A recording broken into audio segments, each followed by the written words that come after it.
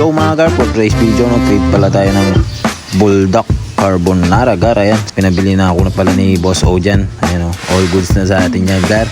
Okay, let's go. Meron na pala tayo nagawang cheese dito. Ayan o, napakasarap na cheese na yan gar. Ayan o, alam nyo na gar ha. Tapos gar, syempre may naisip kami na idea dyan gar. Sabi ko kay Boss O, paano kaya gar kung itinda natin to at buksan natin yung FT ni O or FT ni Gar, no Gar? Mas maganda, di ba? Ayan, syempre para mapatikman ko din sa inyo yung mga luto natin dyan at luto ni Boss O. Syempre Gar, abangan nyo yan, no Gar? Malay nyo mamaya magtitinda na tayo Gar. Ayan, iluluto muna pala natin itong mga noodles Gar, no? Ayan, syempre pag naluto na, okay na yan, all goods na yan. Iluluto naman natin itong itlog Gar.